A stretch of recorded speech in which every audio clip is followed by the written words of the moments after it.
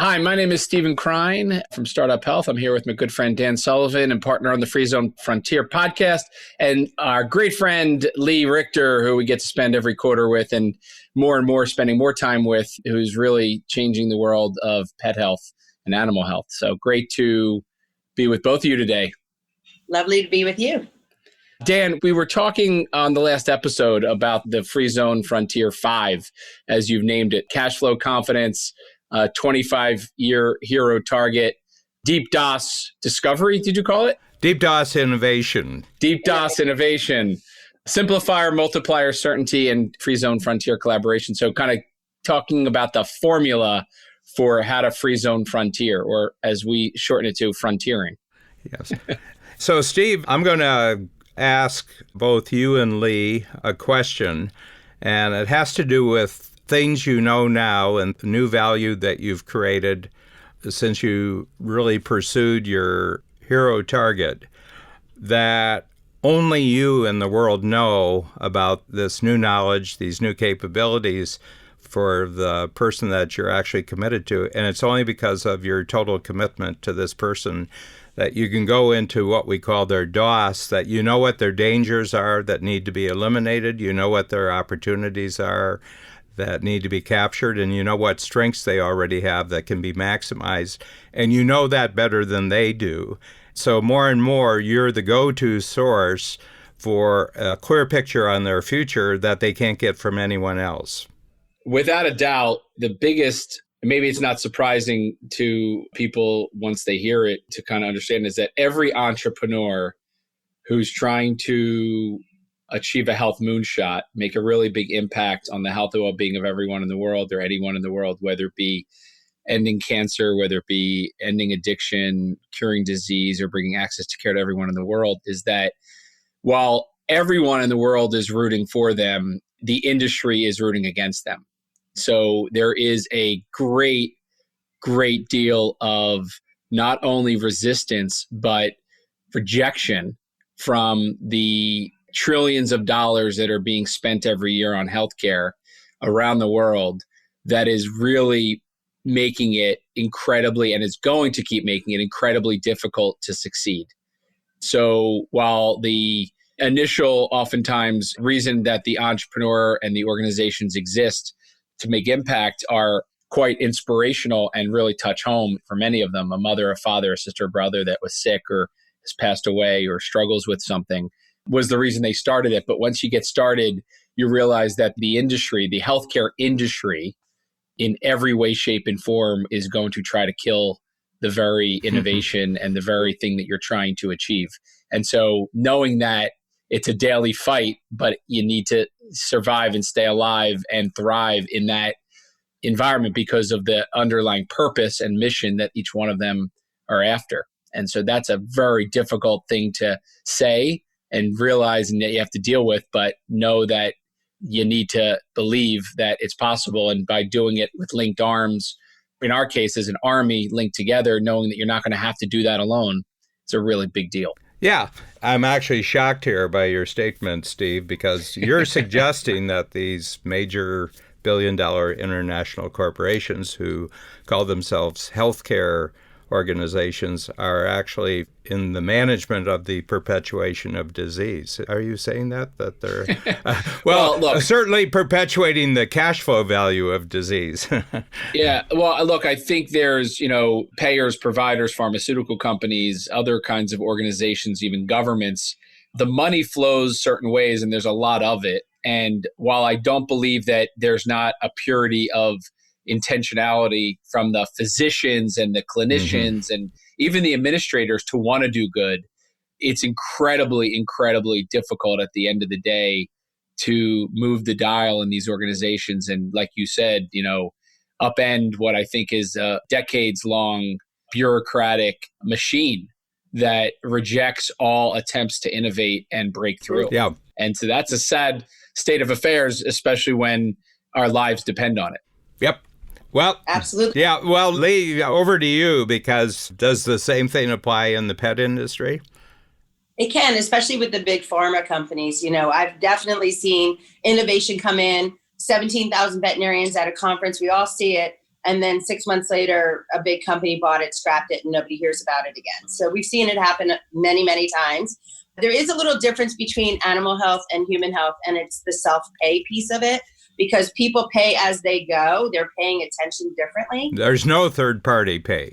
Right. We don't have to really ask the same permission. Even though there are insurance companies involved, they're more as a partnership and a collaborator than an adversary, because they want to see the client continue to use the insurance, and it's a choice, not that they have to.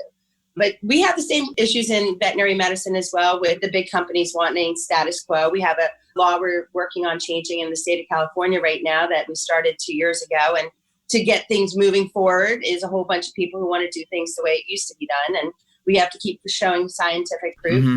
I will say we have to show up with grit, and we have to show up with perseverance, and we do. And we show up with more people to help us and just keep getting it through. But it is the same thing in veterinary medicine. However, there are some nuances that are different. And because it is self-pay, people are direct consumers, not necessarily the insurance companies and the doctors.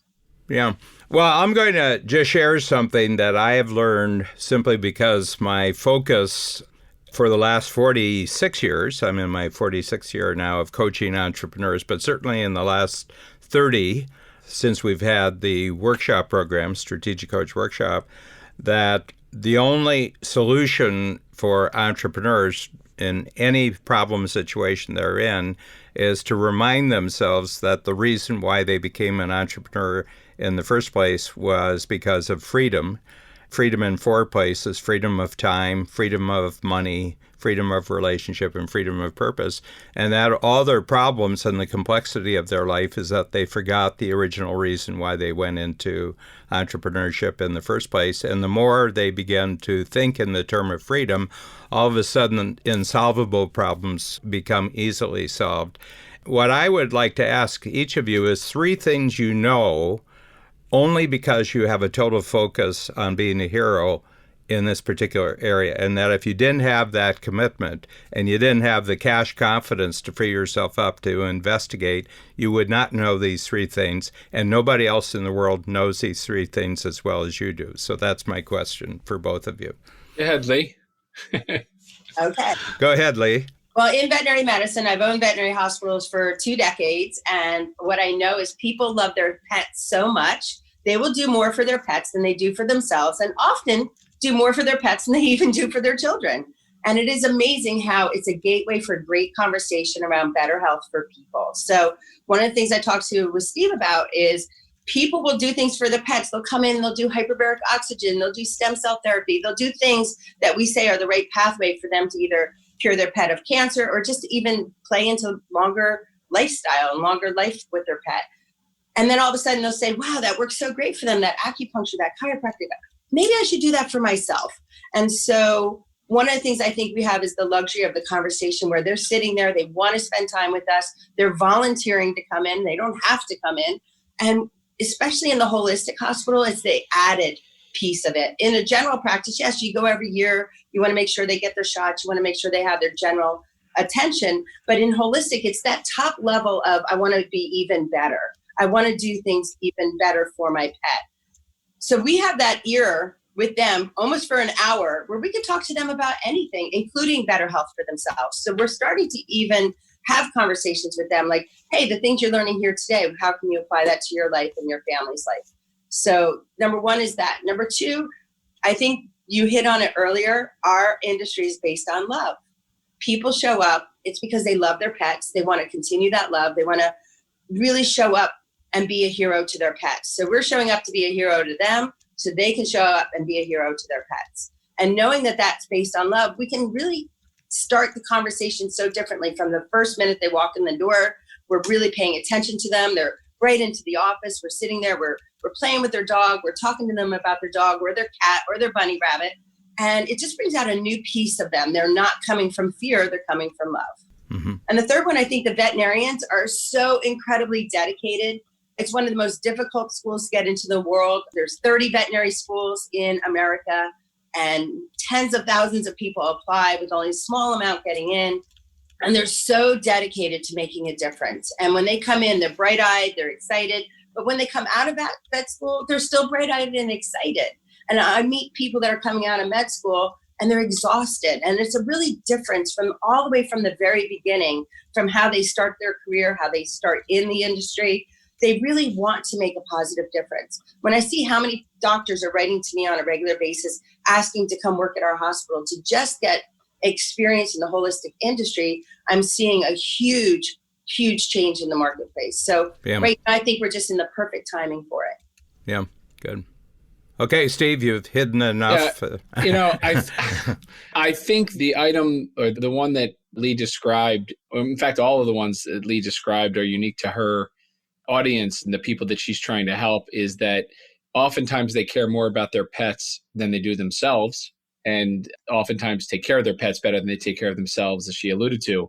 And I think, therein lies that rub I was talking about with the industry, which is kind of interesting, but it's incredibly lonely being an entrepreneur trying to transform health. It's actually lonely being an entrepreneur in general, right? There's that underlying thing that you can't gripe up, you can't gripe down, you can't gripe to the side. You have to bottle up a lot of it. And so if you can't connect to a community of other people who understand what you're feeling and dealing with, it's incredibly difficult.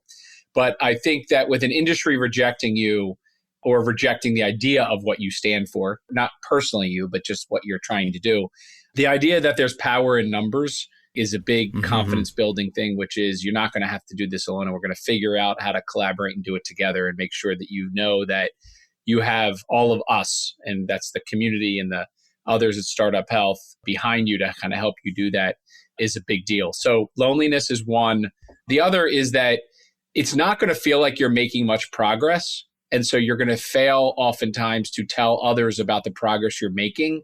And that leads to people not knowing about the amazing steps that you're making towards moving the dial forward, helping organizations or whatever it is that you're trying to do with your company. And so oftentimes your progress either goes unnoticed either by you or by others. And so that's another big deal. And so the idea that you're feeling like, if I'm trying to make a dent on something as meaningful as Alzheimer's, make an impact on, Alzheimer's disease and both early detection, but also treatment, and even ultimately making it something that, is eliminated down the road, you're going to feel like it's that horizon that keeps moving.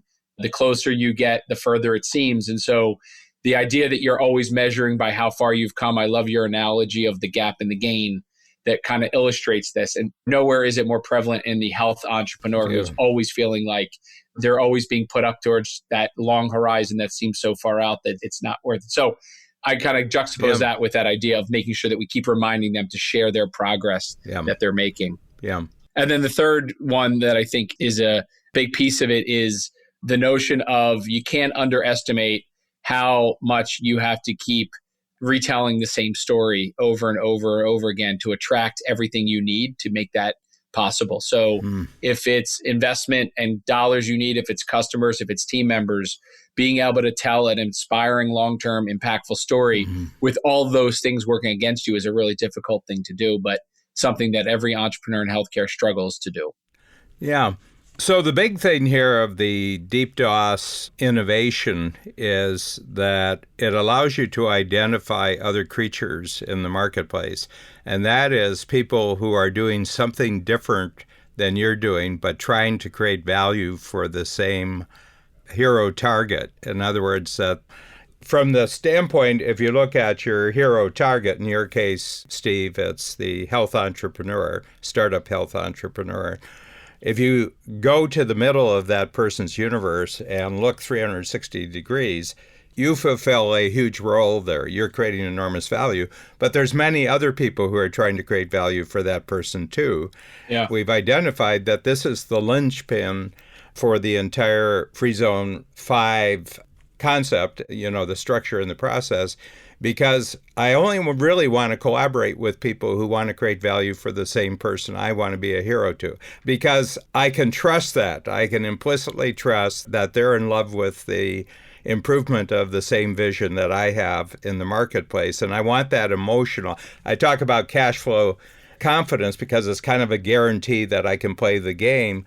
But the Deep DOS innovation is the guarantee that the other person can play the game. Yeah, you're bringing up an item that I think's become apparent, at least at Startup Health, is that when we started out, we probably thought we had to do a lot more to help the entrepreneur than was even in our unique ability. And so we were doing things to help them and suggesting even we do things to help them in ways that other people were better suited helping them. And yet we still tried to. And I think over time, we've kind of learned to delegate some of the kind of workload of helping them to others who share the same passion for what they're trying to achieve, but have the unique ability more directly to help them. And so the idea of finding others who share that same passion of helping that entrepreneur, but can do a much better job at diving in to that challenge, you end up building a whole bunch of partnerships and collaborations with others who are, like you said, equally excited about what they're working on, but are going to do a much better job than you are at helping them. And so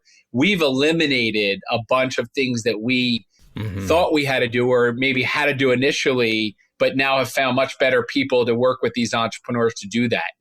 And so rather than try to be their end all be all of everything, it's how can we get them connected to the right people to help them think about their team and building out their team, or running their operation, or doing their marketing and packaging, and making sure that what we do is serve what our unique ability is and get others around the table to help them in other ways. And so building out a network of support partners is a big piece of being a part of Startup Health, but more importantly, eliminating from our need to build up that capability or try to do that capability. Yeah.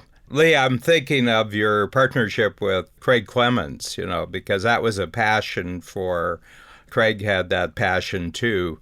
Right. But we had the same type of dog. He's madly in love with his dog and he wants best health for his dog. And we had 40 ingredients that we could put together that made a difference to him. So yeah, that was a beautiful collaboration. We now have 8 or 9 products out with him and a whole food line that's coming out with a new protein source. So, and we're solving problems with this, by the way, Steve, just so you know, with new products coming out, I'm thinking Moonshot in mind already, because I'm implementing those ideas into the new products coming out. So, and how to change the world and have a positive impact even on our planet. Yeah. Because even pets eating is a source of problems for our planet. And so we're solving things based on how do we make a big positive impact. Yeah, and just an example of something that's really working out tremendously for Strategic Coach is our collaboration with EOS, the Entrepreneurial Operating System. So Gino Wickman, who's a fellow member of the Free Zone Frontier, has spent 23 years developing what happens to the team between Strategic Coach workshops. In other words, if you have a self-managing company, what does the structure of that look like? And is there a common structure? Is there a common process you have to do? And, he was working on that probably for 6 or 7 years in Strategic Coach before I even knew he was doing that. And one of the things, he kind of felt out. I think he was kind of cautious with it. He said, are you ever thinking about doing this? You and Babs, are you ever thinking about bringing this capability inside Strategic Coach? And I said, never in a million years are we ever going to do this. I said, both Babs and I are ADD, and I've come up with a new definition of ADD. It's a chronic inability to pay attention to anything that is boring. And I said, I have to tell you, I would not find that an interesting activity, and neither would Babs. We simply went, and then we're going to sell it, and then we're going to create coaches for it. I said, there's not a... So that gave him a lot of confidence to just go ahead. And then he started picking my brain, about some of the things, that didn't happen between workshops, that actually encouraged people not to come back to the Strategic Coach because they were getting excited when the entrepreneur came to the workshop, but then they'd go back and they just wouldn't have any execution, any implementation in their team.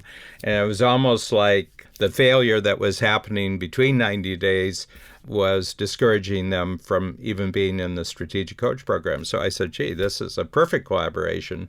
And so much so that, we revealed to our entire team yesterday, we had everybody in either physically or by video yesterday, and we showed them the EOS structure, and Babs and Dan are both visionaries at the top, and who the integrator is and who all the other people is. And I think it was a big jump. And the whole point is I had nothing whatsoever to do with any of that except say to Babs, why don't we just do this collaboration with EOS?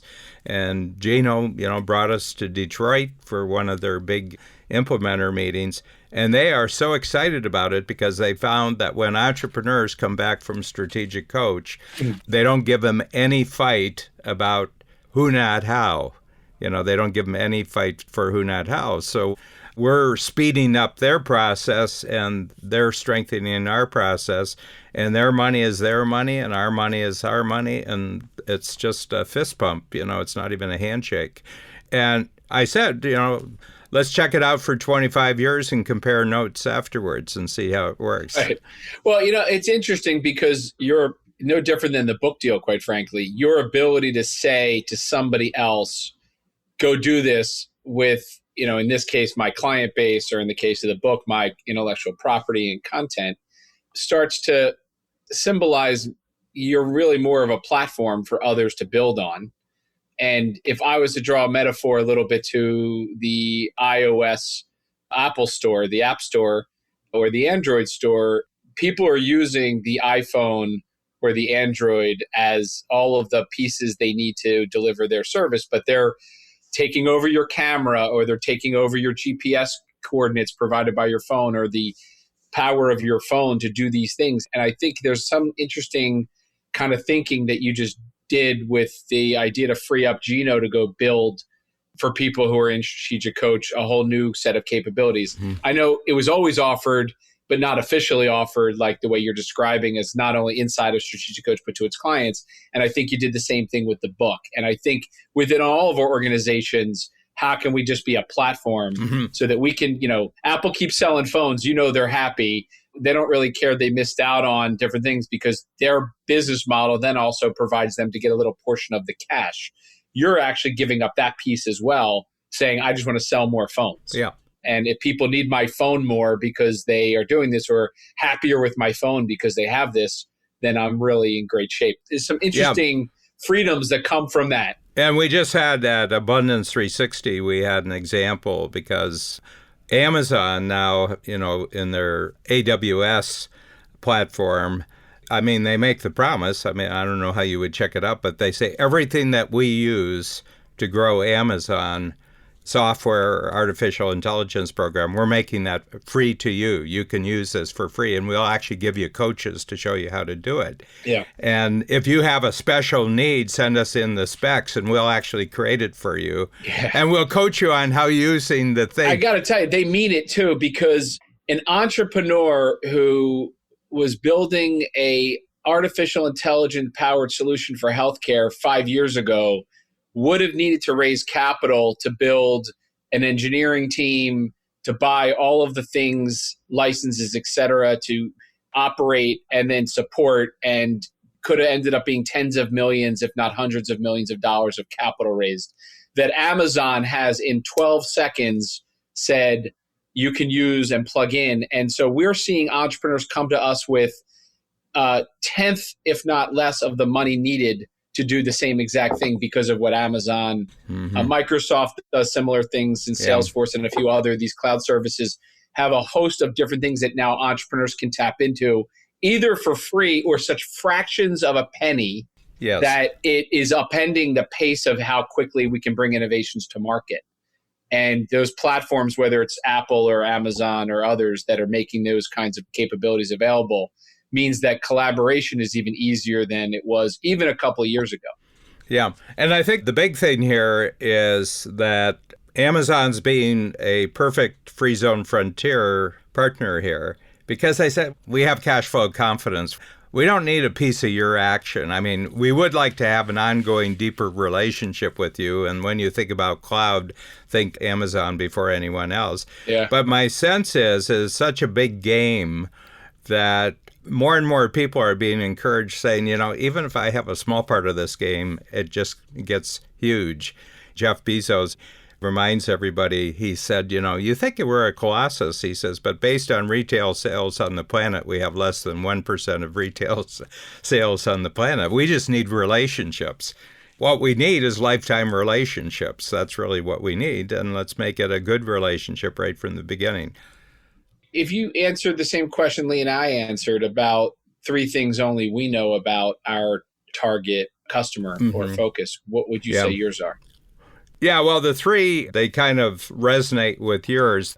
The biggest danger, I don't even call it loneliness, it's just isolation. They get isolated with their own worst thoughts, and they get demoralized, and their being demoralized demoralizes their team, and it cuts the bottom out of any value creation they're creating in the marketplace. So I think entrepreneurs being isolated with their own thoughts. And they're kind of taught that by the school system. You know, if you think of the normal school system and how people go through the factory of getting credentialed. No collaboration. No, collaboration is cheating. You fail for collaborating, and then they get thrown out into a world where the only way you get rewarded is actually, except for some alpha predators, everybody else actually gets rewarded through collaboration and teamwork, both internally and externally. So I would say isolation. And I would say the who, not how problem, that they have bigger goals, and every time they set a bigger and better goal, they're confronted with hows that they can't do, which they equate to frustration and also failure. And after a while, they get so frustrated from the negative impact of bigger and better goals that they stop having bigger and better goals because they hate the feeling afterwards that they can't do any of the hows. And the other thing is not realizing how much humans in general like to be given a role that is unique to them and helping a whole team to achieve bigger and better goals, that people feel more rewarded by being given a unique assignment and then being part of a team that achieves something bigger and better than they do a pay raise or they do a promotion. I had a union negotiator in my program for about 10 years, and he said, it's really interesting, union negotiations between labor and management. And he always represented management. And he said, historically, money is number 6 on the list that labor wants, and they're negotiating with management, but management isn't interested in giving them the first 5, so it all becomes about money. And I would say that's probably in sports and entertainment and everything. What they really want to do is a sense of meaning. They want to have a sense of belonging. They want to have a sense of distinctiveness and uniqueness. And if you give your team constant opening to experience meaning and significance and achievement and everything else, money's an easy thing to do that. But the entrepreneur, because they're isolated and they're cooped up and not seeing outside of themselves, I think those are the 3 biggest dangers. And I wouldn't have said that 10 years ago. I would say you got to pay attention to what's going on in the marketplace. You got to pay attention to technology. I don't think any of those things have to do with the biggest dangers. I think they're all inside the entrepreneur's mind. Well, the sense of belonging is universal, too. It's every age group. It's definitely one of the things to pay attention to. We're social creatures. That's how we beat everything else. We're more social than everything else on the planet. Yeah, but our phones and our computers are taking us away from that a lot. Poke on that a little bit, Dan. So it's all in our minds. It's all in our heads. It's not outside of even ourselves. And so there's a lot of people that will point to their team that might be holding them back, or competitors that get in their way, or others that aren't going to give them money or buy from them or do whatever. The government, they have an extensive outside blame list, but actually it's their own thinking. It's their own thinking that is preventing them from actually seeing that they can just do what they do well.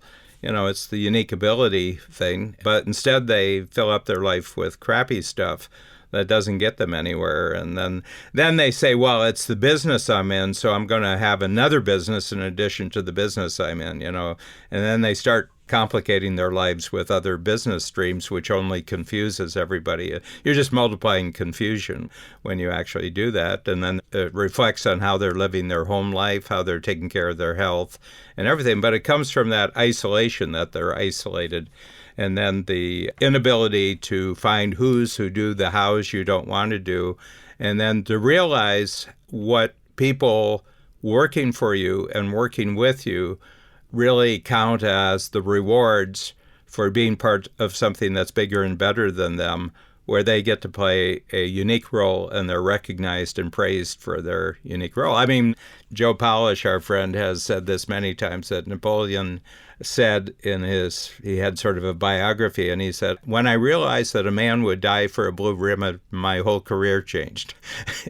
And that the emperor would come by and he knew your name and he put a blue ribbon for the battle you had just fought. I mean, that'll get people all charged up for the future, It's an important reminder, because I think it's hard to run from any excuses if it's all about you. Yeah. Holding yourself back on that. Now, I just want to tell you something now that we touched lightly on this. What I'd like to say is we went really deep on the DOS this time, but I want to say that it's in the DOS innovation where you can just see more and more of the dangers, the opportunities, and strengths of your clients, and then you have multiple experiences, not just one person, but it's multiple person, that you see where your other possible collaborators are. And that's the real key. Now, up until now, we've just been talking about you running a really great business, with sense of dedication, knowing what your market is. But now we got to introduce that there are incredible capabilities out there that can now help you. But the question is, one is you got to check out that they're dedicated to the same hero target you are for the long run. But the other thing is, and we're going to introduce this topic, in that first collaboration, are you the simplifier or are you the multiplier? And so we'll explore that, because that's a new concept, and it's driving more people crazy than any single concept that I've actually created in Strategic Coach. I just had a year number 1 fourth workshop, and I hit them with it at the end. This is their renewal workshop, and then they come back the second day for a boot camp with Shannon Waller and the other team members, and they take them through the basics of the program. So I hit them with the last hour with the simplifier multiplier, and people came in to me in the morning to talk to Shannon. They said, I couldn't sleep last night. My mind is just totally confused. So we're going to introduce this, because this is really crucial, knowing what you are in terms of collaboration. Are you the simplifier person or are you the multiplier person? Yeah. And Steve, you and I have Lee outnumbered here. Thank God for us, though. I will tell you, the multipliers at least tell the world about you guys. Yep. Then we're depending on that. I'm a simplifier, like the two of you. I totally get the need for it, and it's where everything starts. We have to simplify it first. Yep. So anyway, we're going to come back and we're going to go through the final 2 of the Free Zone 5. So we've covered total cash confidence. We've covered 25-year hero target. We've covered deep DOS innovation. And now we're coming back to simplifier, multiplier, certainty. And then we'll talk about how all these click together and free zone collaboration. What's your biggest insight from today's episode, Lee, and then Dan?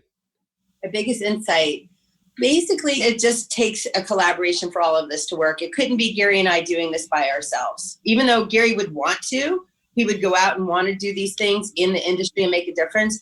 I know that collaborating with other people like you, with Startup Health, with Dan, that gives us the juice to really do it. You're a human enzyme, Lee. Yes. You make all the other things in the body work because you link them up. Thank you. Okay. I think my biggest one is, and it's a confirmation that these touch points, these 5 touch points are real. And, there may in the future be a 6th one, but I think that what we're going to cover in the 3 podcasts that we're putting together here in one recording session is that if you check out and you keep improving this, you will naturally emerge into the free zone frontier. I feel I've got an algorithm here, and according to my IP lawyer in Palo Alto, he says an algorithm is where you can guarantee if somebody does A, B, C, D, and E, and in that order, there will be a guaranteed result. That's an algorithm, and that's one of the crucial proofs that you've got patentable IP in the world. And then if it's got technology attached to it, then you're home free with it. So I think we have an algorithm here that if you understand it and keep improving in each of these 5 checkpoints, you will be guaranteed that you're in the free zone frontier. Excellent. Mine actually was a nuance in a question you asked differently than maybe I've heard it before, even though I think you probably said the exact same thing before, which was the notion of what do you know that nobody else knows about your customer, the type of person you want to be a hero to. Not what are their biggest challenges just generally, but what do you know that nobody else knows about their challenges, or at least acknowledges. And I think that was an interesting way of framing that, because it's different than the obvious. And I love that you even said you switched yours from 10 years ago till now. So that also means it's always evolving. So excellent. And it's easy for you right now, Steve, too, because you just saw all of those at your festival, and you can see in 3D, each one of them is individual and has their own path and their own challenges. And it does start between our ears, right? Absolutely. Absolutely. All right. Great talking to you both. Okay. Thank you.